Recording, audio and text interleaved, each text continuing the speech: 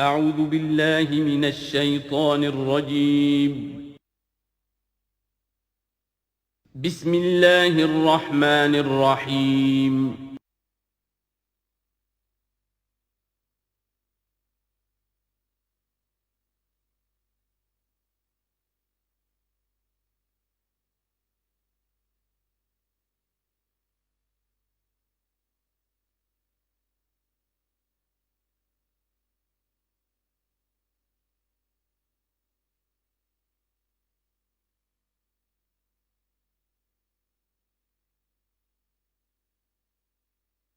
اعوذ باللہ من الشیطان الرجیم بسم اللہ الرحمن الرحیم الف لام میم ذالک الکتاب لا ریب فیہ صدق اللہ العظیم۔ الف لام میم حروف مقطعات ہیں جن کے بارے میں عرض کر چکا ہوں۔ ذالک الکتاب لا ریب فیہ، یہ وہ کتاب ہے اس میں کوئی شک نہیں۔ الکتاب اس لیے کہا گیا ہے کہ قرآن مجید کی پیشین گوئیاں اور خوشخبریاں سابقہ کتابوں میں موجود تھیں، اور چونکہ اس سورہ مبارکہ میں اصل خطاب کا رخ جو ہے وہ ہے سابقہ امت مسلمہ کی طرف، تو ذالک کتاب نہیں کہا گیا، ذالک کتاب لا ریب فیہ نہیں، ذالک الکتاب یہ وہ کتاب ہے، کتاب موعود ہے جس کی پیشین گوئیاں تورات اور انجیل میں موجود تھیں۔ لا ریب فیہ، اس میں کوئی شک نہیں۔ حرف اورا ریب نئے، تبدیل نئے، یہی الفاظ آئے ہیں سورہ سجدہ کے شروع میں بھی۔ الف لام میم تنزیل الکتاب لا ریب فیہ رب العالمین، لا ریب فیہ من رب العالمین، فیہ ھدی للمتقین۔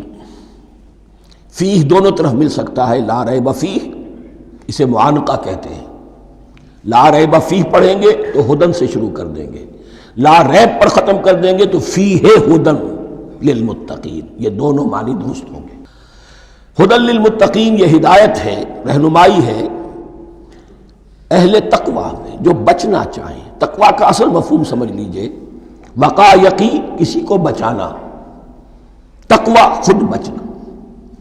جن لوگوں کے اندر فطرت سلیمہ ہوتی ہے ان میں اخلاقی حس موجود ہوتی ہے، وہ بری چیز سے بچنا چاہتے ہیں، بھلی کو حاصل کرنا چاہتے ہیں۔ وہ لوگ ہیں کہ جو گویا کہ اس قرآن کا اصل مخاطب ہے، وہی اس سے استفادہ کر سکیں گے۔ الذین یؤمنون بالغیب، اب ان کے کچھ اوصاف، یہ اصل میں بہت زیادہ واضح ہوتا ہے تعویل خاص کے اعتبار سے کہ دیکھ لو درخت کو اپنے پھل سے پہچانتے ہیں، اس قرآن کے پھل موجود ہیں نا، یہ ابو بکر اور عمر اور عثمان اور علی کون ہیں؟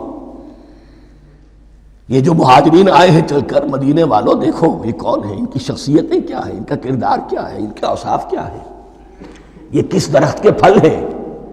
یہ اس بینہ کے پھل ہیں، یہ اس ذکرہ کے پھل ہیں۔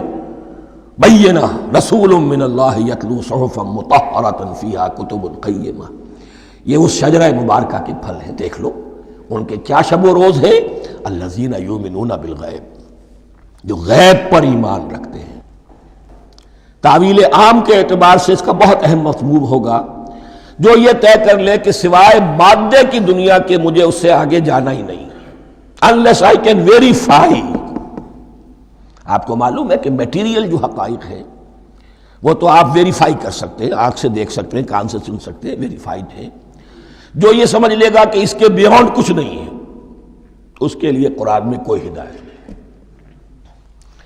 ہدایت قرآنی کا نقطہ آغاز یہ ہے کہ انسان یہ سمجھ لے کہ جو اصل حقیقت ہے وہ مستور ہے، نگاہوں سے چھپی ہوئی ہے۔ سامنے جو کچھ نظر آ رہا ہے، ایک انگلستان کے بہت بڑے فلسفی کی کتاب کا عنوان ہے appearance and reality, reality and appearance, Bradley کی کتاب۔ اپیئرنس جو کچھ نظر آ رہا ہے یہ حقیقت نہیں، حقیقت اس کے پیچھے ہے۔ اور کنفیوشس کا ایک جملہ ہے جو بہت بڑا حکیم اور فلسفی تھا، چین کا بہت بڑا حکیم اور فلسفی، اور ہو سکتا ہے کہ نبی ہو، واللہ عالم، ہم کہہ نہیں سکتے۔ اس کی تعلیم بڑی اخلاقی تعلیم ہے، اور اس کا جملہ سنیے، یہ یؤمنون بالغیب کی اس سے زیادہ صحیح تشریح ممکن نہیں۔ There are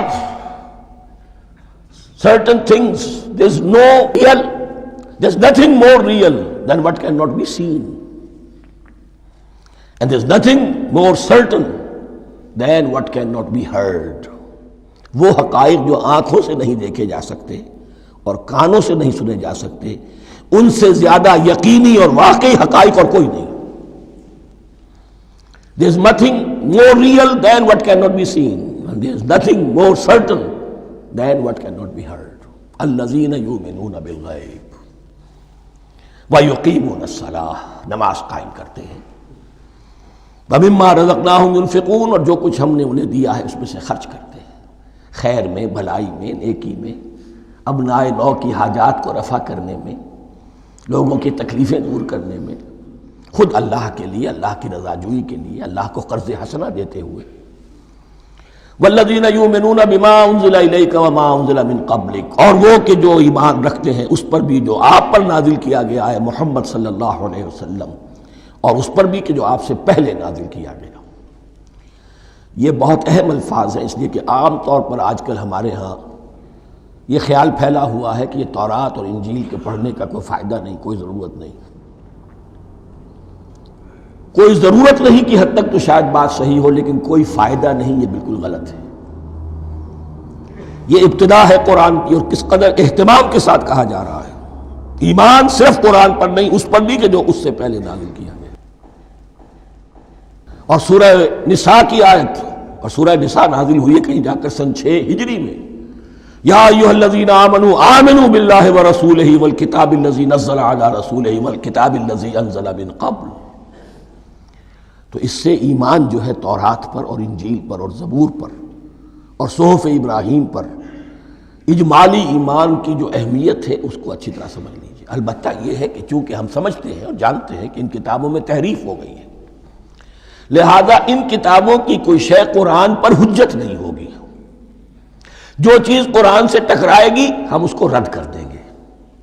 ان کتابوں کی کسی شے کو دلیل کے طور پر نہیں لائیں گے. لیکن جہاں قرآن مجید کی کسی بات کی نفی نہ ہو رہی ہو تو بہت سے حقائق ہمیں ان کتابوں ہی سے ملتے ہیں. انبیاء کے مابین جو زمانی ترتیب ہے، کرونالوجیکل آرڈر جو ہے، وہ تو ہمیں تورات سے ملتا ہے، قرآن میں تو نہیں. قرآن میں کبھی حضرت نوح کا ذکر بعد میں ہے، حضرت موسیٰ کا پہلے. وہاں تو کسی اور پہلو سے ترتیب آتی ہے، لیکن وہاں ہمیں تاریخ ملتی ہے ابراہیم کی، اسحاق کی، یعقوب کی، انبیاء بنی اسرائیل کی، موسیٰ کی، عیسیٰ کی. یہ ساری چیزیں، تو اس کی اہمیت جو ہے اس کو سمجھ لیجئے. والذین یؤمنون بما انزل الیک وما انزل من قبلک وبالآخرۃ ھم یوقنون، آخرت پر وہ یقین رکھتے ہیں. نوٹ کرنے والی بات کیا ہے کہ باقی سب چیزوں کے لیے لفظ ایمان آیا، آخرت کے لیے ایقان. کیوں؟ واقعہ یہ ہے کہ انسان کے عمل کے اعتبار سے سب سے زیادہ مؤثر شے ایمان بالآخرہ ہے. ایمان بالآخرہ ہے تو عمل سیدھا رہے گا کہ ہاں مجھے جواب دہی کرنی ہے، جانا ہے، اٹھنا ہے، اللہ کے حضور حاضری ہے. اگر یہ یقین ہے تو عمل صحیح ہوگا. اس میں کمی ہو گئی تو توحید جو ہے وہ بھی بس ایک عقیدہ، ایک ڈوگما بن کے رہ جائے گی. ایمان بالرسالت بھی بدعات کو جنم دے گا. عید میلاد نبی منا لیجئے اور کچھ عشقیہ اشعار کہہ دیجئے، نعتیہ اشعار کہہ دیجئے، اللہ اللہ خیر صلی اللہ، یہ ایمان بالرسالت کے مظہر ہوں گے. عمل انسان کا درست ہوتا ہے آخرت کے یقین کے ساتھ. وَبِالْآخِرَةِ هُمْ يُوقِنُونَ، آخرت پر انہی کا یقین ہے، انہی کا یقین ہے. یہ حصر بھی ہے اس اعتبار سے کہ یہودی میں مدعی تھے کہ ہم آخرت پر یقین رکھتے ہیں، یہاں کنٹراسٹ دکھایا جا رہا ہے، آخرت پر یقین رکھنے والے یہ لوگ ہیں. اور تعویل خاص کے اعتبار سے وہ لوگ موجود ہیں تمہاری نگاہوں کے سامنے. 13 برس کی محنت کی کمائی محمد الرسول اللہ صلی اللہ علیہ وسلم کی، اس کتاب کی، یتلو علیہم آیاتہ ویزکیہم ویعلمہم الکتاب والحکمہ، اس کا جو نتیجہ ہے وہ تمہارے سامنے. اولئک علی ھدی من ربہم، یہ وہ لوگ ہیں جو اپنے رب کی طرف سے ہدایت پر ہیں. وہ ابتدائی ہدایت بھی ان کے پاس تھی اور یہ تکمیلی ہدایت بھی، قرآن پر بھی ان کا یقین پورا ہے اور محمد کا اتباع بھی وہ کر رہے ہیں۔ وَأُولَٰئِكَ هُمُ الْمُفْلِحُونَ، اور یہی وہ لوگ ہیں جو فلاح پانے والے ہیں۔ فلاح کا لفظ بھی قرآن مجید کی بڑی اہم اصطلاح ہے، منزل مراد کو پہنچ جانا، کسی باطنی حقیقت کا عیا ہو جانا۔ اسی لیے اس پر پھر گفتگو انشاءاللہ ہوگی سورہ مومنون کے شروع میں، لیکن یہ کہ فلاح پانے والے، کامیاب ہونے والے اصل میں یہی لوگ ہیں۔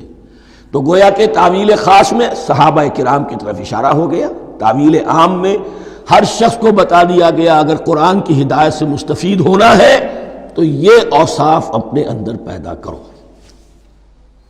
اب دوسرا گروہ، ان الذین کفروا سواء علیہم انذرتہم ام لم تنذرہم لا یؤمنون، یقیناً جن لوگوں نے کفر کیا، اور یہاں مراد کیا ہے؟ جو کفر پر اڑ گئے ہیں۔ اس کو ہم تعویل عام میں نہیں لے سکتے، اس لیے کہ اگر تو ہم اس کو عام میں لے لیں گے تو اس کے معنی تو یہ ہوں گے جس شخص نے کسی وقت کفر کیا اب وہ ہدایت پر آ ہی نہیں سکتا۔ نہیں، یہ بات نہیں ہے۔ کوئی کفر میں ہے، وہ غالطے کی بنا پر ہے، عدم توجہی کی بنا پر ہے، حق اس پر واضح نہیں ہوا ہے اس لیے ہے، تو آپ اسے سمجھائیں گے، انذار و تبشیر سے اسے فائدہ ہو جائے گا، واعظ و نصیحت سے فائدہ ہو جائے گا۔ ایک وہ ہے کہ جو حق کو سمجھ کر، پہچان کر اور پھر اڑ گئے، ضد کی وجہ سے، ہٹ دھرمی کی وجہ سے، تعصب کی وجہ سے، تکبر کی وجہ سے، حسد کی وجہ سے۔ ان الذین کفروا، ایسے لوگوں کا معاملہ کیا ہے؟ سواء علیہم انذرتہم ام لم تنذرہم لا یؤمنون، برابر ہے ان کے لیے خواہ آپ انہیں سمجھائیں خواہ نہ سمجھائیں، ڈرائیں نہ ڈرائیں، انذار فرمائیں نہ کریں، لا یؤمنون، وہ ایمان لانے والے نہیں۔ وہی بات جو میں نے کہی تھی کہ سوتے کو جگایا جا سکتا ہے، جاگتے کو کیسے جگائیں؟ ختم اللہ علی قلوبہم وعلی سمعہم وعلی ابصارہم غشاوہ، ان کے دلوں پر اللہ نے مہر کر دی ہے۔ کیوں کر دی ہے؟ یہ ابتداء مہر نہیں ہوئی، جب حق کو پہچان کر انہوں نے رد کر دیا، اس کی پاداش میں، اس کی سزا کے طور پر۔ ختم اللہ علی قلوبہم، اللہ نے ان کے دلوں پر مہر کر دی ہے، وعلی سمعہم، اور ان کی سماعت پر بھی، وعلی ابصارہم غشاوہ، اور ان کی آنکھوں کے سامنے پردہ پڑ چکا ہے۔ یہ مضمون سورہ یاسین کے شروع میں پھر آئے گا بہت شر و بست کے ساتھ۔ وَلَهُمْ عَذَابٌ عَظِيمٌ، اور ان کے لیے تو اب بہت بڑا عذاب ہے۔ یہ دوسرا گروہ ہو گیا، ایک رکوع میں دو کو سمیٹ لیا گیا، کل ابھی 7 آیتیں ہوئی ہیں۔ ایک وہ گروہ جس نے قرآن مجید کی دعوت سے صحیح استفادہ کیا، ان میں طلب ہدایت کا مادہ موجود تھا، ان کی فطرتیں سلیم تھیں، ان کے سامنے دعوت آئی، قبول کی، اور قرآن کے بتائے ہوئے راستے پر چلے۔ وہ گلے سرسبد ہیں، وہ شجرہ قرآنی کے نہایت مبارک اور مقدس، وہ اس کے پھل ہیں۔ ایک گروہ وہ ہے جس نے حق کو پہچانا لیکن اس کو رد کر دیا اپنے تعصب یا ہٹ درمی کی وجہ سے۔ ان کا ذکر آ گیا بہت اختصار کے ساتھ، اس لیے کہ ان کا ذکر آپ کو بہت تفصیل سے مکی صورتوں میں ملے گا۔ اب آیا تیسرا گروہ، وَمِنَ النَّاسِ، اور لوگوں میں کچھ ایسے بھی ہیں، مَن يَقُولُ آمَنَّا بِاللَّهِ وَبِالْيَوْمِ الْآخِرِ وَمَا هُم بِمُؤْمِنِينَ، جو کہتے تو یہ ہے کہ ہم ایمان رکھتے ہیں اللہ پر بھی اور یوم آخر پر بھی، مگر وہ حقیقت میں مومن نہیں ہے۔ یہاں ایک بات سمجھ لیجئے، اکثر و بیشتر مفسرین نے اس تیسری کیٹیگری کے بارے میں یہی رائے قائم کی ہے کہ یہ منافقین مذکور ہیں یہاں، اگرچہ لفظ منافق یا لفظ نفاق نہیں آیا یہاں، لیکن مولانا امیر احسن اصلاحی صاحب نے ایک رائے ظاہر کی ہے جو بڑی قیمتی ہے۔ وہ یہ کہ یہاں ایک کردار کا نقشہ کھینچ دیا گیا ہے، غور کرنے والے غور کر لیں، دیکھ لیں، جس پر بھی وہ چسپاں ہو جائے۔ اور بالفعل جب یہ آیات نازل ہو رہی تھیں تو دو طبقات پر یہ کردار نگاری جو ہے، یہ جو شخصیت کا ہیولہ کھینچا جا رہا ہے، وہ دو کے اوپر راست آ رہا تھا۔ ایک علماء یہود، وہ بھی کہتے تھے کہ ٹھیک ہے محمد جو کہہ رہے ہیں، ہم بھی اللہ کو مانتے ہیں، آخرت کو بھی مانتے ہیں، اسی لیے یہاں رسالت کا ذکر نہیں ہے۔ بھئی ہم محمد ہی کو نہیں مانتے نا صلی اللہ علیہ وسلم، باقی اگر 1.25 لاکھ نبی آئے ہیں تو باقی 1.25 لاکھ کو تو ہم مانتے ہیں۔ ایک محمد کو نہیں مانا، ایک عیسیٰ کو نہیں مانا، بس۔ تو ہمیں بھی مانا جانا چاہیے کہ ہم بھی مسلمان ہیں۔ ایک یہ ان کی رائے ہے، اور واقعہ یہ ہے کہ یہاں اس طریقے کا تذکرہ ہو رہا ہے کہ جس سے ان کا کردار بھی جھلک رہا ہے، روح سخن ان کی طرف جا رہا ہے۔ مجھے یاد ہے اپنی 10ویں جماعت کے زمانے میں دہلی میں نے دیکھا تھا کیناٹ سرکس، وہاں کا ایک بڑی مارکیٹ ہوتی تھی، تو جوتے کی ایک دکان پہ ایک بہت بڑا جوتا لٹکایا ہوا تھا، بہت بڑا، اور لکھا تھا free to home it fits, جس کے پاؤں میں یہ ٹھیک ٹھیک آ جائے وہ لے جائے اس کو۔ تو یہ free to home it fits ہے، ایک کردار ہے۔ اب یہ کردار جس کے اوپر بھی فٹ بیٹھ جائے، ان میں یقیناً زیادہ تو غلبہ یہی ہے جو مفسرین کی رائے ہے، منافقین کا معاملہ جو ہو رہا ہے، لیکن یہ کردار بعین نہیں فٹ بیٹھ رہا ہے یہود کے علماء پر۔ اور یہ بھی نوٹ کر لیجئے کہ جو مدینہ منورہ میں نفاق کا جو پودا پروان چڑھا ہے، بلکہ پودا نہیں کہنا چاہیے، جھاڑ جھکاڑ جو پروان چڑھا ہے، وہ یہودیوں کے زیر اثر، جیسے جنگل کے اندر بڑے بڑے درخت بھی ہوتے ہیں اور اندر جو ہے نیچے جھاڑیاں بھی ہوتی ہیں، تو یہ نفاق کا جھاڑ جھکاڑ جو ہے وہ یہودی علماء کا جو پودا تھا، اور بہت بڑا تھا، اس میں کوئی شک نہیں، اس کے سائے میں پروان چڑھا ہے۔ ان دونوں میں معنوی ربط بھی ہے۔ وَمِنَ النَّاسِ مَن يَقُولُ آمَنَّا بِاللَّهِ وَبِالْيَوْمِ الْآخِرِ وَمَا هُم بِمُؤْمِنِينَ، اور لوگوں میں سے کچھ ایسے بھی ہیں جو کہتے تو یہ ہے کہ ہم ایمان رکھتے ہیں اللہ پر اور یوم آخر پر، لیکن وہ مومن نہیں ہیں۔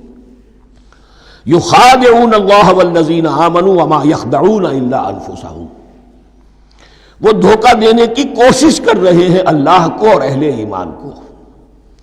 دیکھیں یخادعون جو ہے یہ باب مفعلہ ہے، باب مفعلہ میں کشمکش ہوتی ہے، کشاکش ہوتی ہے، لہذا ترجمہ میں نے کیا کوشش کر رہے ہیں۔ وما یخدعون الا انفسهم، یہ ثلاثی مجرد میں آ گیا، اور نہیں دھوکہ دے رہے مگر صرف اپنے آپ کو۔ یہ یقینی ہے اپنے آپ کو تو دھوکہ دے رہے ہو، لیکن یہ کہ اللہ اور اس کے رسول کو اور اللہ اور اہل ایمان کو دھوکہ نہیں دے سکتے۔ سورہ نساء کی آیت نمبر 142 میں یہ کھل کر منافقین کے بارے میں یہی الفاظ آئے ہیں، ان المنافقین یخادعون اللہ وہو خادعہم، یقیناً منافقین جو ہے وہ اللہ کو دھوکہ دینے کی کوشش کر رہے ہیں اور اللہ انہیں دھوکہ دے رہا ہے۔ وما یشعرون، انہیں اس کا شعور نہیں ہے۔ یہ بہت اچھی طرح نوٹ کر لیجئے، منافقین کی بھی اکثریت وہ تھی جنہیں اپنے نفاق کا شعور نہیں تھا، وہ اپنے تئیں سمجھتے تھے اپنے آپ کو مسلمان، وہ کہتے تھے یہ بے وقوف لوگ ہیں، محمد رسول اللہ کے بارے میں کہتے تھے یہ خام خواہ جو ہے انہوں نے لڑائی بھڑائی مول لے لی ہے اہل مکہ کے ساتھ، کیا ضرورت ہے، امن کے ساتھ جو ہے بات کرنی چاہیے۔ وہ سمجھتے تھے کہ ہم خیر خواہ ہیں، ہم بھلی بات کہہ رہے ہیں، یہ بیوقوف لوگ ہیں، دیکھتے نہیں کہ کس سے ٹکرا رہے ہیں، ہاتھ میں اسلحہ نہیں ہے اور لڑائی کے لیے جا رہے ہیں، تو بے وقوف تو یہ ہے۔ لیکن وہ سمجھتے تھے کہ ہم تو بڑے مخلص ہیں، ہم مصلح ہیں، تو ما یشعرون بہت ضروری ہے۔ بعض لوگ منافق ایسے بھی تھے کہ جو اسلام میں داخل ہی ہوتے تھے دھوکہ دینے کی خاطر، اور ان پہ پہلے دن سے واضح ہوتا تھا کہ ہم مسلمان نہیں ہیں، ہم نے اسلام کا لبادہ اوڑھا ہے صرف دھوکے کے لیے۔ اس کا ایک ذکر سورہ آل عمران میں آئے گا، لیکن اکثر و بیشتر منافقین دوسری طرح کے تھے جنہیں اپنے نفاق کا شعور حاصل نہیں تھا۔ فی قلوبہم مرض، ان کے دلوں میں ایک روگ ہے، بیماری ہے۔ یہ روگ اور بیماری کیا ہے؟ ایک لفظ میں اس کو تعبیر کیا جائے، کردار کی کمزوری، ویکنس آف کیریکٹر۔ ایک شخص وہ ہوتا ہے کہ جو سمجھتا ہے یہ حق ہے، ہر سے بعد آباد، اب جو ہو سو ہو۔ ایک حق کو حق پہچان کر رد کر دیتا ہے، وہ کافر ہو گیا۔ ایک حق کو حق پہچان کر آیا تو صحیح، لیکن ویکنس آف کیریکٹر کی وجہ سے قوت ارادی کمزور ہے، آخرت بھی چاہتے ہیں، دنیا کو بھی ہاتھ سے دینے کو تیار نہیں، یہاں کا بھی کوئی نقصان نہ ہو اور آخرت کا بھی سارا بھلا ہمیں مل جائے۔ یہ وہ لوگ ہیں در حقیقت کہ اس کو کہا روگ۔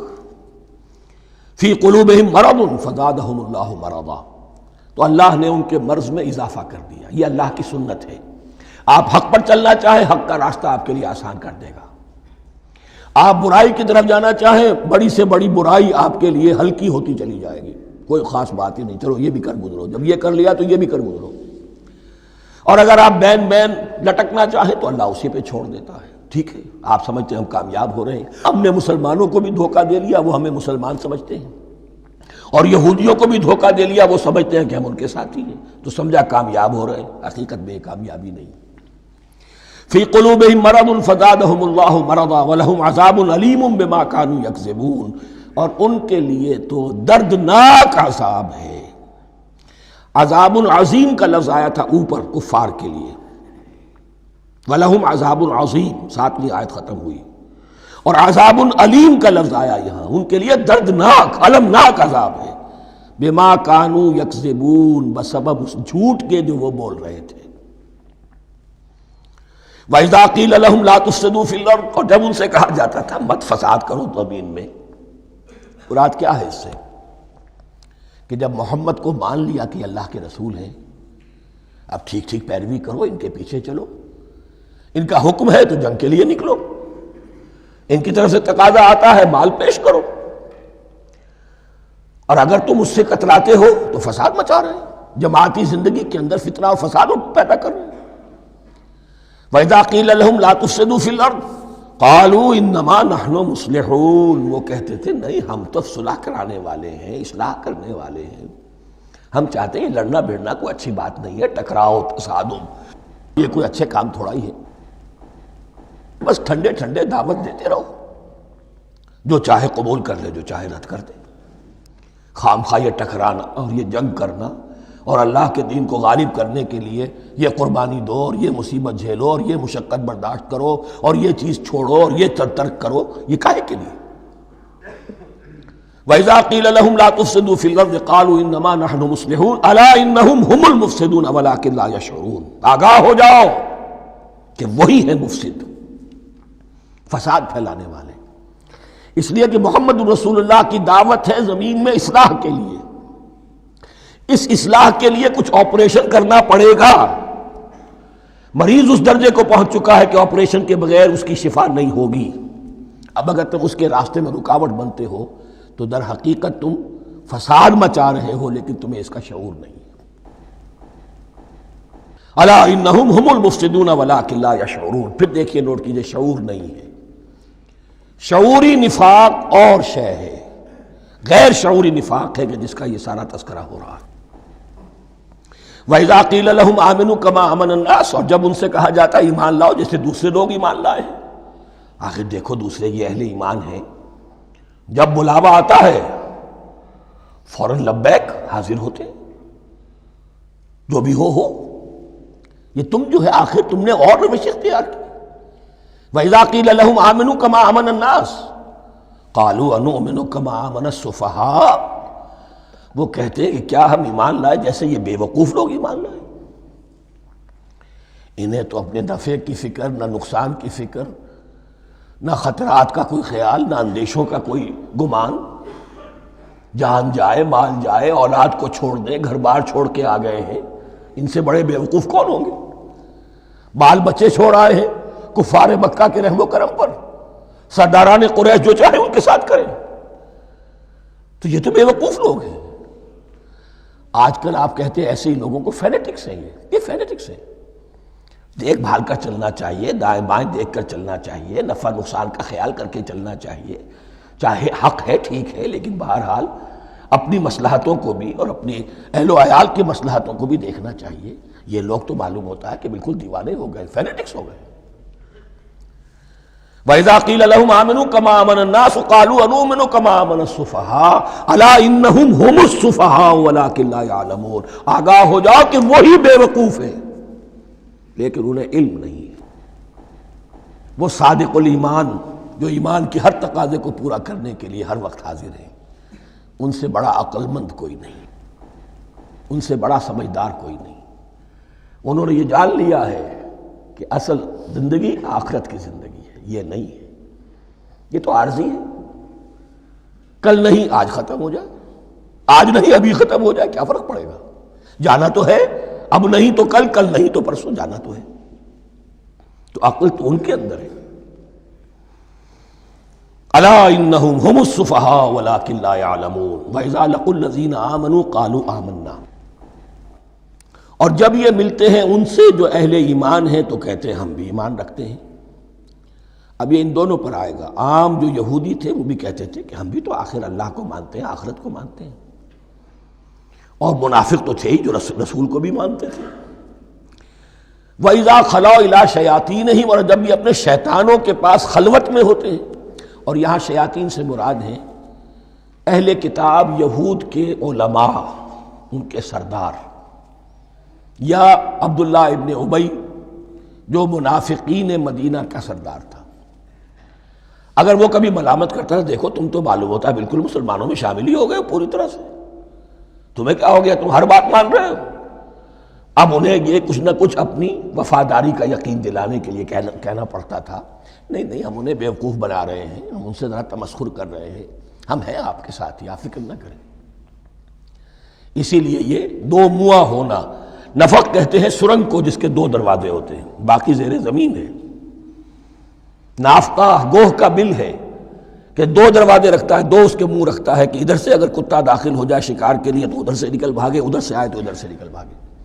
تو دو منہ انسان، یہ در حقیقت جس کو پھر سورہ نساء میں کہا گیا لا الہ ہؤلاء ولا الہ ہؤلاء، نہ ادھر کے ہیں نہ ادھر کے، مذبذبین بین ذالک، اس کے درمیان مذبذب ہو کر رہ گئے۔ یہ شیطان کا لفظ یہاں سمجھ لیجئے کہ اس کے دو رائے ہیں کہ یہ شطنہ سے بنا ہے یا شات سے بنا ہے، شین الف توئے یا شین طا نون۔ شطنہ کے معنی تباعدا، کوئی بہت دور ہو گیا، شیطان سے مراد جو اللہ کی رحمت سے بہت دور ہو گیا۔ اور شاتا یشیتو کے معنی ہے احترق غضبا وحسدا، کوئی شخص غصے اور حسد کے اندر جل رہا ہو، وہ شاتا یشیتو ہے۔ اس سے فعلان کے وزن پر، رحمان کے وزن پر، غضبان کے وزن پر شیطان، یعنی وہ کہ جو حسد اور غضب کی آگ میں جل رہا ہے۔ تو یہ ایک تو شیطان وہ ہے کہ جو جنات میں سے ہے، جس کا نام عزازیل تھا پہلے، اب ہم اسے ابلیس کے نام سے جانتے ہیں، وہ ایک شیطان ہے، جنی ہے۔ پھر یہ کہ جو بھی اس کے پیروکار ہیں دنیا میں، انسانوں میں سے ہوں یا جنات میں سے ہوں، وہ بھی شیاطین ہیں۔ اسی طرح اہل کفر، اہل زیغ کے جو بڑے بڑے سردار ہوتے ہیں، ان کو بھی شیطان سے تعبیر کیا گیا۔ وَإِذَا خَلَوْا إِلَىٰ شَيَاطِینِهِمْ قَالُوا إِنَّا مَعَكُمْ، اور جب وہ خلوت میں ہوتے ہیں، علیحدگی میں ہوتے ہیں اپنے شیاطین کے پاس، سرداروں کے پاس، کہتے ہیں ہم تو آپ کے ساتھ ہیں، انما نحن مستہزئون، یہ تو ہم ان مسلمانوں کو بیوقوف بنا رہے ہیں، ان سے استہزاء کر رہے ہیں، تمسخر کر رہے ہیں۔ ہم تمسخر میں کہہ دیتے ہیں کہ ہم بھی آپ کے ساتھ ہیں، آمنا۔ اللہ یستہزئ بہم ویمدہم فی طغیانہم یعمہون، حقیقت کیا ہے کہ اللہ ان کا مذاق اڑا رہا ہے اور ان کو ڈھیل دے رہا ہے کہ وہ اپنے عقل کے اندھے پن میں بڑھتے چلے جائیں۔ اللہ تعالیٰ جیسا میں نے عرض کیا رسی دراز کرتا ہے، کوئی شخص غلط راستے پر جانا ہے تو جاؤ بھائی، فوراً تو نہیں پکڑتا، اگر فوراً پکڑ لے تو سیدھا ہو جائے گا، چلتے جائے، جہاں جانا چاہتے ہو جاؤ۔ تو ان کو بھی رسی دراز کر رہا ہے اللہ، لیکن یہ کہ اللہ یستہزئ بہم، یہ سمجھتے ہیں کہ مسلمانوں کا مذاق اڑا رہے ہیں، اصل میں مذاق ان کا اڑ رہا ہے اللہ کے نزدیک۔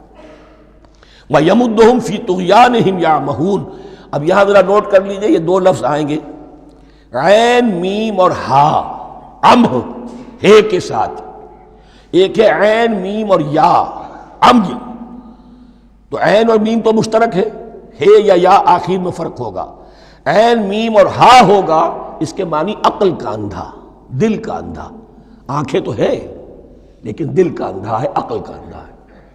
اور عین میم یا جو آنکھوں کا اندھا ہو، عمیٌ اندھے، اعمیٰ اندھا۔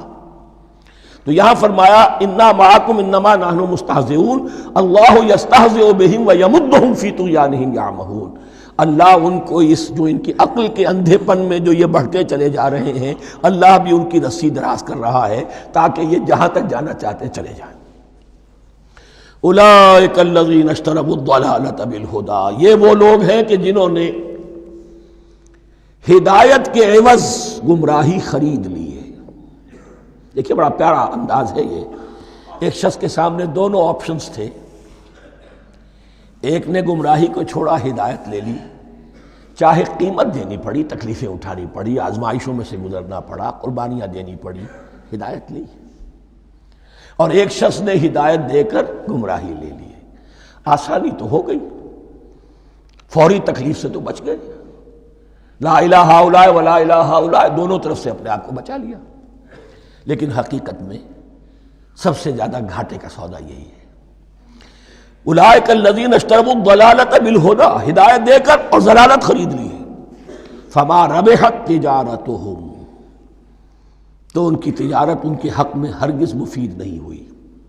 اب یہاں بھی دیکھیے، را با اور ہے ہا، ربحا، اس کے معنی نفع، صحیح نفع، جائز نفع۔ را با اور وا، ربا، وہ سود، وہ بھی اضافہ ہے، وہ بھی بڑھوتری ہے، لیکن وہ حرام ہے۔ ایک ہے تجارت کے اندر جو نفع ہو جائے وہ ربح ہے، را با اور ہا یہ نفع ہے جو جائز نفع ہے۔ را با اور وا، ربا، یہ کیا ہے؟ یہ سود ہے، یہ حرام ہے۔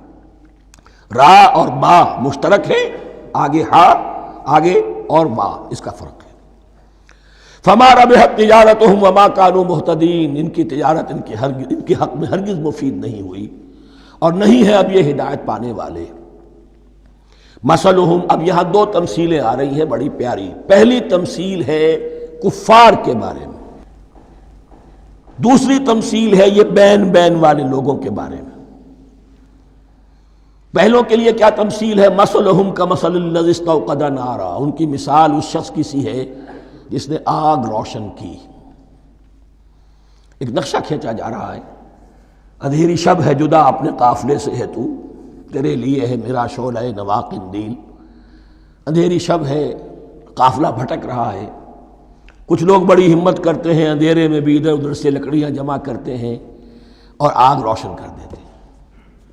لیکن عین اس وقت جب آگ روشن ہوتی ہے کچھ لوگوں کی بینائی سلب ہو جاتی ہے۔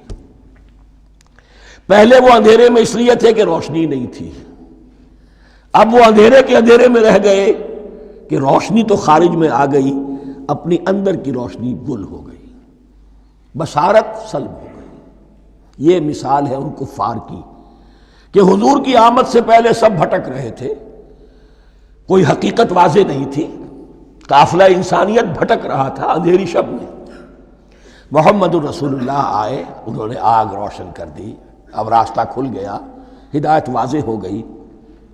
لیکن کچھ ضد یا تعصب یا تکبر یا حسد کی بنیاد پر کچھ لوگوں کی اندر کی بینائی زائل ہو گئی، تو وہ تو ویسے کے ویسے بھٹک رہے ہیں، جیسے پہلے اندھیرے میں تھے ویسے ہی اب اندھیرے میں ہیں۔ روشنی میں آنے والے تو وہ ہیں، دیکھ لو جن کا ذکر سب سے پہلے ہوا ہے۔ مثلہم کمثل الذی استوقد نارا، اس شخص کی سی ہے کہ جس نے آگ روشن کی۔ فلما اضاءت ما حولہ، جب اس آگ نے اپنے ماحول کو، گردا گرد کو روشن کر دیا، ذہب اللہ بنورہم، اللہ ان کی نور بصارت کو لے گیا، سلب کر لیا اللہ نے۔ وترکہم فی ظلمات لا یبصرون، اور چھوڑ دیا انہیں ان اندھیروں کے اندر کہ وہ کچھ نہیں دیکھتے۔ صم بکم عمی فہم لا یرجعون، اسم کہتے ہیں بہرے کو، سم جمع ہے اس کی، سمن۔ اب کمو کہتے ہیں گونگے کو، بکمن اس کی جمع ہے۔ آما کہتے ہیں اندھے کو، عمیون اس کی جمع ہے۔ یہ بہرے ہیں، گونگے ہیں، اندھے ہیں، فہم لا یرجعون، اب یہ لوٹنے والے نہیں۔ یہ کون ہے؟ ابو جہل ہے، ابو لہب ہے، ولید بن مغیرہ ہے، عقبہ ابن ابی معیط ہے، یہ سب کے سب ابھی زندہ ہیں جب یہ آیات نازل ہو رہی ہیں۔ ابھی تو غزوہ بدر ہوگا سن 2 ہجری میں، اور اس میں یہ سب جو ہیں واصل جہنم ہوں گے، ابھی تک تو ہے نا۔ یہ لوگ ہو گئے اس کی مثال۔ وَمَثَلُهُمْ كَمَثَلِ الَّذِي اسْتَوْقَدَ نَارًا فَلَمَّا أَضَاءَتْ مَا حَوْلَهُ ذَهَبَ اللَّهُ بِنُورِهِمْ وَتَرَكَهُمْ فِي ظُلُمَاتٍ لَا يُبْصِرُونَ صُمٌّ بُكْمٌ عُمْيٌ فَهُمْ لَا يَرْجِعُونَ۔ اب دوسری مثال، أَوْ كَصَيِّبٍ مِّنَ السَّمَاءِ، یا بڑی زور کی بارش برس رہی ہے آسمان سے، فِيهِ ظُلُمَاتٌ، اس میں اندھیرے بھی ہیں، وَرَعْدٌ، اور گرج ہے، وَبَرْقٌ، اور بجلی چمک رہی ہے۔ یجعلون اصابعهم فی آذانہم من الصواعق حذر الموت، کچھ لوگ ہیں کہ جو اپنی انگلیاں اپنے کانوں کے اندر ٹھوسے ہوئے ہیں کہ وہ جو کڑک ہے اس سے ان کی جانیں نہ نکل جائیں، موت نہ آ جائے۔ کڑکا ایسا ہے کہ اس کڑکے سے بچنے کے لیے اپنی انگلیاں اپنی کانوں میں ٹھوس رکھی ہیں، حذر الموت، موت کے خوف سے۔ واللہ محیط بالکافرین، اللہ ایسے کافروں کا احاطہ کیے ہوئے ہے، بچ کر کہاں جائیں گے۔ یکاد البرق یخطف ابصارہم، قریب ہے کہ بجلی ان کی نگاہوں کو لے جائے، ان کی بینائی کو سلب کر لے۔ کلما اضاء لہم، لیکن ہوتا کیا ہے، جب ذرا روشنی ہوئی تو چل لیے۔ مشوا فیہ، بجلی چمکی، کچھ نظر آ گیا دائیں بائیں تو کچھ تھوڑا سا چل لیے۔ وَإِذَا أَظْلَمَ عَلَيْهِمْ، اور جب تاریکی ان پر طاری ہو گئی، قاموا، کھڑے کے کھڑے رہ گئے۔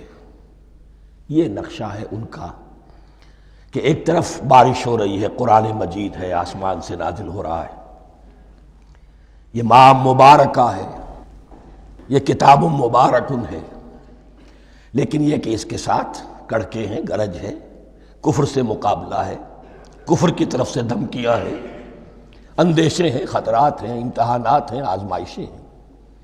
ذرا کہیں حالات کچھ بہتر ہوئے، کچھ جسے بریدنگ سپیس کہتے ہیں ملی، تو تھوڑا سا چل لیے، ہم بھی مسلمان ہیں، کوئی خاص موقع نہیں ہے، کسی جنگ کے لیے بلایا نہیں جا رہا ہے، تو بڑھ چڑھ کے باتیں کر رہے ہیں، اپنے ایمان کا اظہار بھی کر رہے ہیں۔ جیسے ہی کوئی آزمائش آئی، قاموا، ٹھٹک کر کھڑے کے کھڑے رہ گئے۔ وَلَوْ شَاءَ اللَّهُ لَذَهَبَ بِسَمْعِهِمْ وَأَبْصَارِهِمْ، اللہ چاہتا تو ان کی سماعت اور بصارت کو بھی سلب کر لیتا، لیکن اللہ کا قانون یہی ہے، جو جہاں رہنا چاہے اس نے آزادی ارادہ دی ہے انسان کو۔ تم اگر مومن صادق بن کر رہنا چاہتے ہو، اس کو آسان کر دے گا تمہارے لیے۔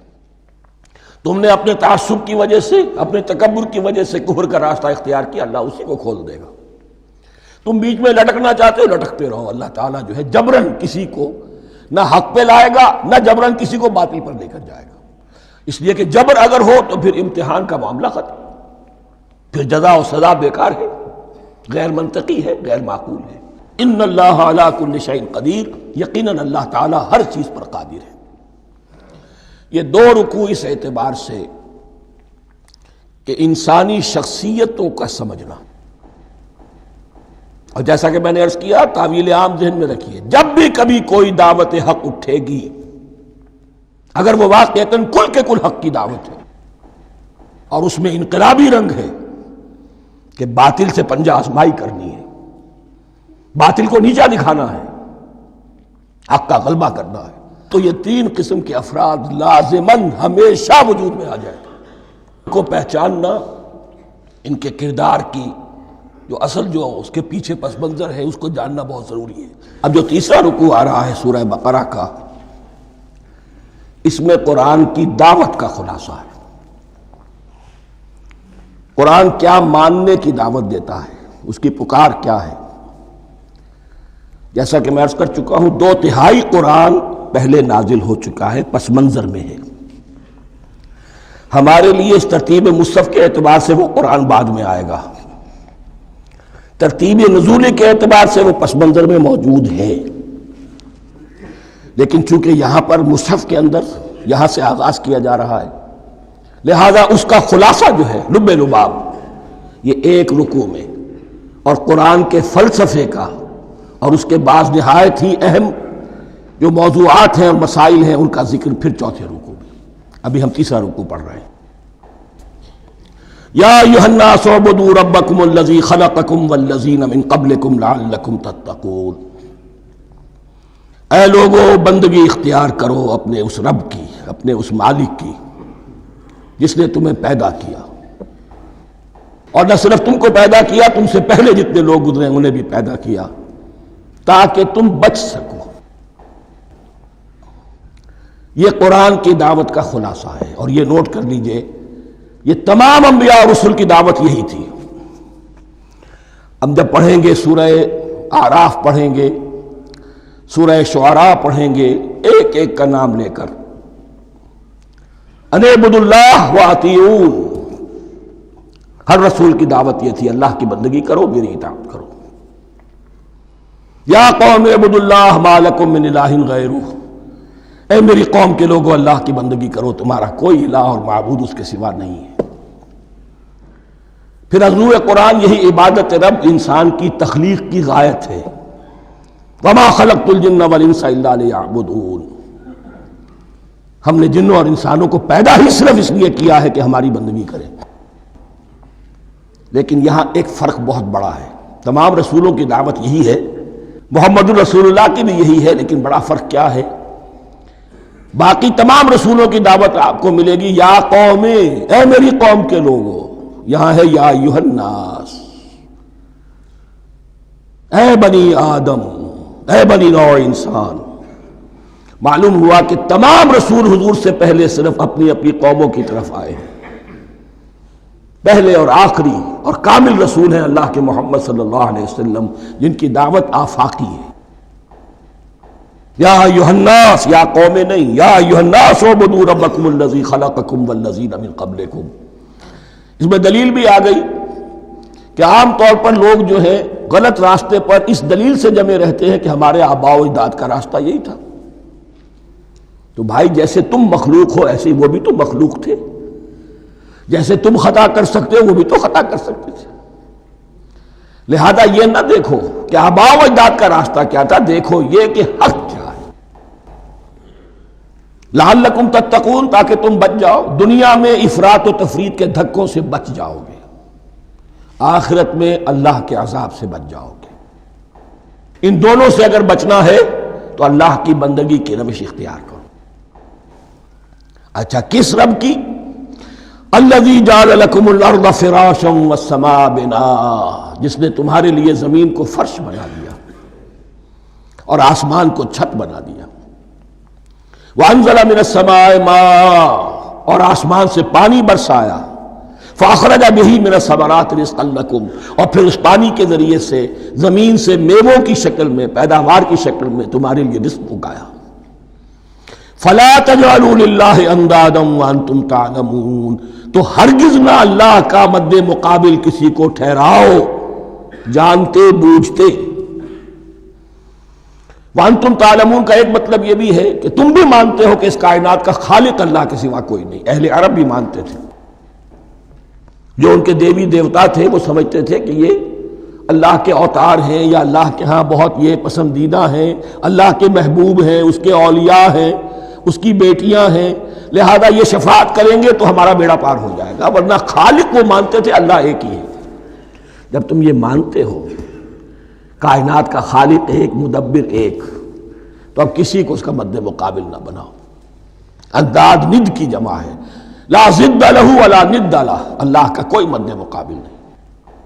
اس میں یہاں تک بات ہے کہ حضور اس درجے، اس توحید کی باریکیوں تک پہنچا کر گئے ہیں اس امت کو کہ کسی صحابی نے ایسے ہی کہہ دیا ما شاء اللہ و ما شئت، جو اللہ چاہے اور جو آپ چاہیں۔ حضور نے فوراً ٹوک دیا اجعلتنی للہ ندا، کیا تو نے مجھے اللہ کا مد مقابل بنا دیا ہے؟ اس کائنات میں مشیت صرف ایک کی چلتی ہے، کسی اور کی مشیت اس کی مشیت کے تابع پوری ہو جائے ہو جائے، لیکن مشیت مطلقہ صرف اس کی ہے۔ یہاں تک کہ حضور سے فرمایا گیا کہ اے نبی آپ کے لیے یہ ممکن نہیں ہے جسے چاہے ہدایت دے دیں، انک لا تہدی من احببت ولکن اللہ یہدی من یشاء۔ اگر یہ اختیار میں ہوتا تو ابو طالب دنیا سے بغیر ایمان لائے نہ جاتے۔ فلا تجعلوا للہ اندادا وانتم تعلمون۔ اب ان دو آیتوں میں تو یوں سمجھیے توحید نظری بھی اور توحید عملی بھی۔ توحید عملی کیا ہے؟ بندگی صرف اسی کی ہو۔ اب آیا ہے رسالت کا معاملہ، وَإِن كُنتُمْ فِي رَيْبٍ مِّمَّا نَزَّلْنَا عَلَىٰ عَبْدِنَا، اگر تمہیں رسالت محمدی پر شک ہے صلی اللہ علیہ وسلم، اس کے کیا معنی ہے؟ کہ تمہیں اس قرآن کے بارے میں شک ہے جو ہم نے اپنے بندے پر نازل کیا ہے۔ اگر ہے شک فی الواقع، وَإِن كُنتُمْ فِي رَيْبٍ، اگر تمہیں واقعتاً شک ہے مما نزلنا علی عبدنا، اس پر جو ہم نے اپنے بندے پر نازل فرمایا ہے، فاتوا بسورۃ من مثلہ، تو لے آؤ اس جیسی ایک ہی صورت۔ یہ ہم کل پوری تفصیل سے دیکھ چکے ہیں کہ برسبیل تنزل یہاں پہنچے ہیں، پہلے 2 آیتیں میں نے آپ کو سنائی تھی اس میں پورے قرآن کی مثال لانے کا چیلنج کیا گیا. پھر ایک آیت سنائی جس میں 10 صورتیں ہی لے آؤ. اب آخری درجے میں ایک صورت ہی بنا لا, اور ایک صورت تو سورۃ العصر کے مساوی بھی ہو سکتی تھی, سورۃ الکوثر کے مساوی بھی ہو سکتی تھی. وَادْعُوا شُهَدَاءَكُم مِّن دُونِ اللَّهِ إِن كُنتُمْ صَادِقِينَ, اور بلا لو اپنے سارے مددگاروں کو اللہ کے سوا, جن ہوں انس ہوں. اس لیے کہ قریش کا خیال یہ تھا کہ جو شعراء ہوتے ہیں ان کے پاس جن ہوتے ہیں, وہ جن انہیں سکھاتے ہیں, ورنہ عام آدمی تو یہ شعر نہیں کہہ سکتا. تو تمہارا اگر کوئی گمان ہے کوئی جنات سکھانے والے ہیں, کوئی انسان ہے, خطیب ہیں, شعراء ہیں, ادیب, سب کو جمع کر. ان کنتم صادقین, اب یہ ہے بہت ہی, جس کو میں نے کل کہا تھا آپ کو یاد ہوگا, قرآن کا انداز کیا ہوتا ہے کہ وہ اپنے اندر جھانکنے کی دعوت دیتا ہے. یہ گویا کہ آنکھوں میں آنکھیں ڈال کر یہ کہا جا رہا ہے کہ حقیقت میں تمہیں کوئی شک نہیں ہے, یہ تم بات بنا رہے ہو صرف. اگر واقعتاً شک ہے تو آؤ میدان. حقیقت یہ ہے کہ تمہیں شک نہیں ہے. اگر تم سچے ہو فاتوا بسورۃ من مثلہ, تو اس جیسی ایک ہی صورت بنا لاؤ. فإن لم تفعلوا, اب ذرا انداز دیکھیے تحدی کا اور چیلنج کا. پھر اگر تم یہ نہ کر پاؤ, وَلَن تَفْعَلُوا, اور ہرگز نہیں کر سکو گے. یہ چیلنج کون دے سکتا ہے؟ اللہ کے سوا کوئی نہیں دے سکتا. یہ انداز کسی کتاب کا نہیں ہے. ذَلِكَ الْكِتَابُ لَا رَيْبَ فِيهِ, یہ کسی کا نہیں ہے. فَإِن لَمْ تَفْعَلُوا وَلَن تَفْعَلُوا, پھر اگر تم نہ کر پاؤ اور تم ہرگز نہیں کر پاؤ گے, فَاتَّقُوا النَّارَ الَّتِي وَقُودُهَا النَّاسُ وَالْحِجَارَةُ, تو ڈرو اس آگ سے جس کا ایندھن بنیں گے انسان اور پتھر. اعدت للکافرین, کافروں کے لیے تیار کر لی گئی ہے, بھڑکا دی گئی ہے. پتھروں کا ذکر خاص طور پر کیوں ہے؟ 2 اس کے امکانات ہیں. آپ کو معلوم ہے کہ وہ جو پتھر کا کوئلہ ہوتا ہے اس کی آگ بڑی سخت ہوتی تھی, عام جو ہمارا یہ لکڑی کا کوئلہ ہوتا ہے اس کے مقابلے میں. اور دوسرے یہ بھی کہ چونکہ انہوں نے جو معبود تراش رکھے تھے وہ پتھر کے ہوتے تھے, تمہارے ساتھ ہی تمہارے ان معبودوں کو بھی جھونکا جائے گا اور وہ بھی جلیں گے, تاکہ تمہاری حسرت کے اندر اضافہ ہو. ان سے ہم دعائیں مانگا کرتے تھے, ان کے سامنے ماتھے ٹیکتے تھے, ان کے سامنے ڈنڈوت کرتے تھے, ان کو چڑھاوے چڑھاتے تھے. اب یہاں گویا کہ ایمان باللہ توحید, ایمان بالرسالت اور ایمان بالآخرت. فاتقوا النار التي وقودها الناس والحجارة اعدت للكافرين وبشر الذين آمنوا وعملوا الصالحات, اور بشارت دے دیجئے اے نبی ان لوگوں کو کہ جو ایمان لائے اور جنہوں نے نیک عمل کیے, ان لهم جنات تجری من تحتها الانہار, کہ ان کے لیے وہ باغات ہیں کہ جن کے دامن میں ندیاں بہتی ہوں گی. لفظی ترجمہ ہوگا جن کے نیچے ندیاں بہتی ہوں گی. مراد اس سے کیا ہے؟ عام فطری باغ وہ ہوتے تھے کہ جس میں ذرا اونچائی پر جو ہے درخت لگے ہوئے ہیں اور دامن میں ندی بہ رہی ہے, تو اس سے خود بخود جو ہے وہ اریگیشن, نیچرل اریگیشن ہو رہی ہے, درختوں کے جڑوں تک پانی پہنچ رہا ہے. بہرحال ترجمہ آپ لفظی کریں, ان کے نیچے ندیاں بہتی ہوں گی, یا یہ کہ جن کے دامن میں ندیاں بہتی ہوں گی. کلما رزقوا منہا من ثمرۃ رزقا, جب بھی کبھی انہیں دیا جائے گا کوئی پھل رزق کے طور پر کھانے کے لیے جنت میں, قالوا ھذا الذی رزقنا من قبل, وہ کہیں گے یہ تو وہی شے ہے جو ہمیں پہلے بھی ملتی تھی. اس کا ایک مفہوم یہ ہے, یہ جو نزل ہے ابتدائی جو ہے دعوت ہے, ابتدائی ضیافت جو ہوگی اس میں وہی چیزیں کہ جو معروف ہے, جانی پہچانی ہے. یہ رمان, یہ دیکھیے یہ انار آ رہا ہے خوبصورت, یہ انگور ہے خوبصورت, یہ نخیل ہے, یہ نخل ہے, یہ رطب ہے, لیکن ذائقے کے کوئی نسبت و تناسب بھی نہیں ہوگا. وہ کہیں گے یہ وہی شے ہے جو ہمیں پہلے ملتی تھی. وَأُتُوا بِهِ مُتَشَابِهًا, مشابہ تو ہوگی وہ, لیکن ان کے ذائقے میں زمین و آسمان کا فرق ہوگا. اور ایک یہ بھی مفہوم لیا گیا کہ آخرت میں جنت میں بھی وہی میوے ملتے رہیں گے, لیکن ان کا ذائقہ بدلتا رہے گا. شکل وہ ہوگی لیکن ذائقہ وہ نہیں رہے گا کہ جس سے انسان کی بھی طبیعت بڑھ جاتی ہے ایک ہی شے کو کھاتے ہوئے. وَلَهُمْ فِيهَا أَزْوَاجٌ مُطَهَّرَةٌ, اور ان کے لیے ہوں گے اس میں بہت ہی پاک باز, نہایت پاک کی ہوئی بیویاں ہوں گی. ازواج مطہرۃ وہم فیہا خالدون، اور اس میں رہیں گے ہمیشہ ہمیشہ۔ یہ تو تین جو اصول ہیں دین کے دعوت ایمان، توحید اور رسالت اور معاد، ایمان باللہ، ایمان بالرسول، ایمان بالآخرہ۔ اب ذرا کچھ ضمنی مسائل ہیں کہ جو بعض کفار کی طرف سے، بعض معتزلین کی طرف سے پیش ہوتے تھے، وہ کبھی بھی اس چیلنج کا مقابلہ تو نہ کر سکے، میدان میں تو نہ آ سکے۔ یہ بالکل ایسی بات ہے جیسے کسی مصور کی تصویر پر اعتراض کرنے والے تو بہت تھے۔ جب کہا گیا کہ ذرا یہ لیجئے قلم، اس کو ٹھیک کر دیجئے، یہ برش آپ کے ہاتھ میں دیتا ہوں، اب سب پیچھے ہٹ گئے۔ تو کوئی صورت قرآن کے مقابلے میں لانا وہ تو ان کے لیے ممکن نہیں تھی، لیکن ادھر ادھر سے اعتراضات کرنے کے لیے جو زبانیں کھلتی تھی ان میں سے ایک اعتراض نقل کیا جا رہا ہے۔ وہ یہ تھا کہ وہ کہتے تھے کہ قرآن مجید میں مکھی کی تشبیہ آئی ہے، یہ تو بڑی حقیر سی شے ہے، اعلیٰ کلام ہو اور اعلیٰ متکلم ہو، وہ ایسی حقیر چیزوں کا تذکرہ نہیں کرتا۔ بیت العنکبوت، مکڑی کا بھی ذکر ہے قرآن میں، اتنی حقیر شے کا، یہ کوئی اعلیٰ کلام نہیں۔ اس کا جواب دیا جا رہا ہے کہ اصل میں کہیں تشبیہ بیان کرنی ہے، تمثیل بیان کرنی ہے، تو دیکھنا یہ کہ جس شے کے لیے تشبیہ دی جا رہی ہے اس کی مناسبت والی شے ہو۔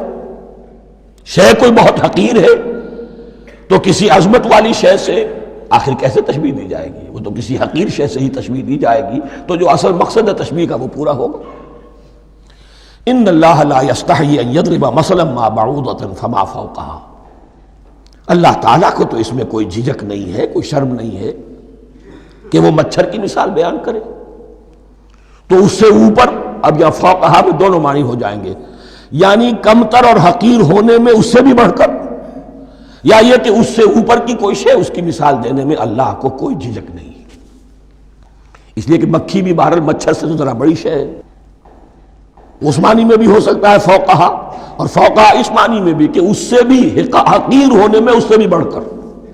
فَأَمَّا الَّذِينَ آمَنُوا فَيَعْلَمُونَ أَنَّهُ الْحَقُّ مِن رَّبِّهِمْ، تو جو لوگ صاحب ایمان ہیں وہ جان لیتے ہیں کہ یہ حق ہے ہمارے رب کی طرف سے۔ وَأَمَّا الَّذِينَ كَفَرُوا، اور جنہوں نے کفر کیا ہے، فَيَقُولُونَ مَاذَا أَرَادَ اللَّهُ بِهَذَا مَثَلًا، یہ کیا مثال اللہ نے دی، کیا ارادہ ہوا اللہ کا اس مثال کے ذریعے سے؟ ناک منہ چڑھا رہے ہیں، اعتراض کر رہے ہیں۔ اب جو آ رہا ہے اگلا جملہ وہ ہے بہت اہم، یضل بہ کثیرا ویہدی بہ کثیرا، اسی کے ذریعے سے اللہ بہتوں کو ہدایت دیتا ہے اور اسی کے ذریعے سے بہتوں کو گمراہ کرتا۔ معلوم ہوا کہ ہدایت اور گمراہی اور ہدایت اور ضلالت انسان کی سبجیکٹو کنڈیشن کے اوپر دار و مدار ہے اس کا۔ آپ کے دل میں خیر ہے، بھلائی ہے، نیت صحیح ہے، طلب ہدایت، طلب علم، اس میں آپ سچے ہیں، آپ کو ہدایت مل جائے گی۔ دل میں زیغ ہے، کجی ہے، نیت میں ٹیڑھ ہے، فساد ہے، تو اسی کے ذریعے سے اللہ آپ کی گمراہی میں اضافہ کر دے گا۔ یضل بہ کثیرا ویہدی بہ کثیرا، لیکن اللہ کا یہ کسی کو ہدایت دینا اور کسی کو ضلالت دینا علل ٹپ نہیں ہے، کسی قاعدے اور قانون کے بغیر نہیں ہے۔ وما یضل بہ الا الفاسقین، نہیں گمراہ کرتا وہ اس کے ذریعے سے مگر صرف سرکش لوگوں کو، جن میں سرکشی ہے، تعلی ہے، تکبر ہے، اور ان کے اوصاف کیا ہے؟ الذین ینقضون عہد اللہ من بعد میثاقہ، جو توڑ دیتے ہیں اللہ کے ساتھ کیے ہوئے عہد کو۔ اور سب سے بڑا عہد یہ سورہ اعراف میں چل کر آئے گا، عہد الست۔ عالم ارواح میں ہم عہد الست کر کے آئے، الست بربکم قالوا بلا، کیا میں ہی نہیں ہوں تمہارا رب؟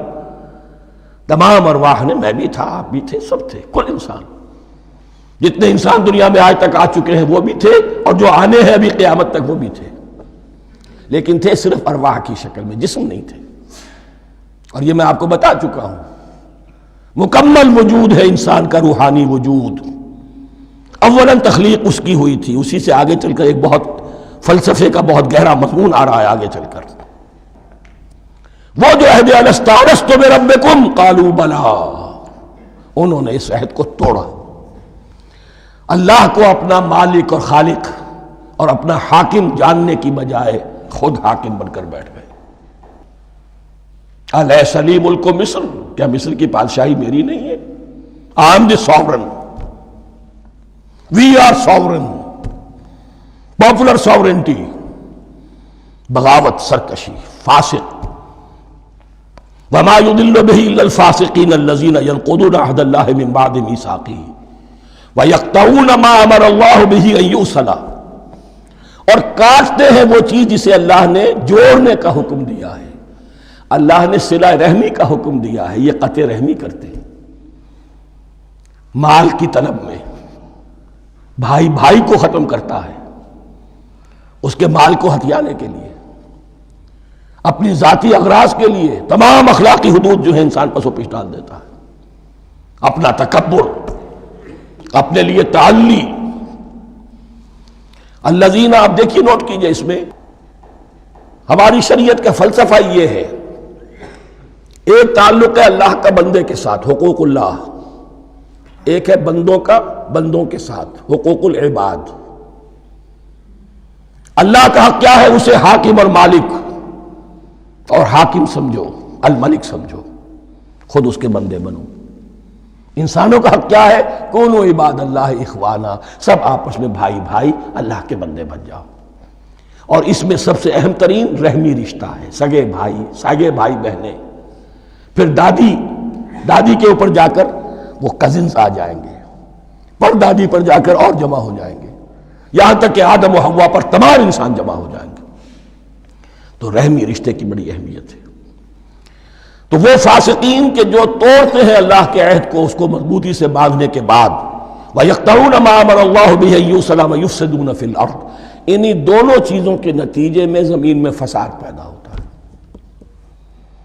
یا اللہ کی اطاعت سے باغی ہو گئے، اور یا آپس میں ایک دوسرے کی گردنیں کاٹنے لگے۔ اولئک ھم الخاسرون، یہی لوگ ہیں جو بالآخر خسارے میں، آخری اور دائمی خسارے میں رہنے والے ہیں۔ کیف تکفرون باللہ وکنتم امواتا، تم کیسے کفر کرتے ہو اللہ کا؟ بڑا پیارا انداز ہے۔ وکنتم امواتا، تم مردہ تھے، فاحیاکم، تمہیں زندہ کیا، ثم یمیتکم، پھر تمہیں مارے گا، ثم یحییکم، پھر جلائے گا، ثم الیہ ترجعون، پھر تم اس کی طرف لوٹ جاؤ گے، لوٹا دیے جاؤ گے۔ یہاں وہ بات آ گئی جو آج نگاہوں سے بالکل اوجھل ہو چکی ہے۔ یہ ہم دنیا میں آنے سے پہلے مردہ تھے، کیا مانی؟ یہ مضمون آ کر اصل میں سورہ غافر یا سورہ مومن میں چل کر اس کی پوری وضاحت ہوگی، لیکن چونکہ یہاں تذکرہ ہو چکا ہے عہد الست کا، ہماری پہلی تخلیق ہوئی عالم ارواح میں، ارواح کی صورت میں، پھر ہمیں سلا دیا گیا، وہ ہماری پہلی موت تھی۔ مردہ جو ہے معدوم نہیں ہوتا، مردہ ہوتا ہے، بے جان ہوتا ہے، سویا ہوا ہوتا ہے، اور موت کو اور نیند کو تشبیہ دی گئی ہے۔ پھر ہمیں اس جسد کے ساتھ یہاں زندہ کیا گیا، پھر موت طاری ہوگی، پھر ہمیں زندہ کیا جائے گا۔ یہ آیت جیسا کہ میں نے عرض کیا بہت بڑی اور بڑی گہری حکمت اور فلسفہ قرآن کی آیت ہے۔ کیسے اللہ کا انکار کرتے؟ کنتم اموات، تم مردہ تھے، سوئی ہوئی ارواح کی شکل میں تھے، فاحیاکم، تمہیں جگایا اس جسد کے ساتھ، زندہ کیا، ثم یمیتکم ثم یحییکم، پھر تمہیں مارے گا، پھر جلائے گا، ثم الیہ ترجعون، پھر تم اس کی طرف لوٹا دیے جاؤ گے۔ اور اب اس کے بعد جو آخری آیت ہے، هو الذی خلق لکم ما فی الارض جمیعا، اس نے تمہارے لیے بنایا ہے جو کچھ بھی زمین میں ہے۔ اس میں خلافت کا مضمون آ گیا۔ حدیث میں آتا ہے انما الدنیا خلقت لکم وانتم خلقتم للآخرہ، یہ دنیا تمہارے لیے بنائی گئی ہے، تم آخرت کے لیے بنائے گئے ہو۔ هو الذی خلق لکم ما فی الارض جمیعا، اس لیے کہ اگلی آیت پھر آ رہی ہے خلافت کی آیت۔ سارا کچھ زمین میں یہ بستر جو بچھایا اور یہ کائنات کو، زمین کو سجایا تمہاری خلافت کے لیے۔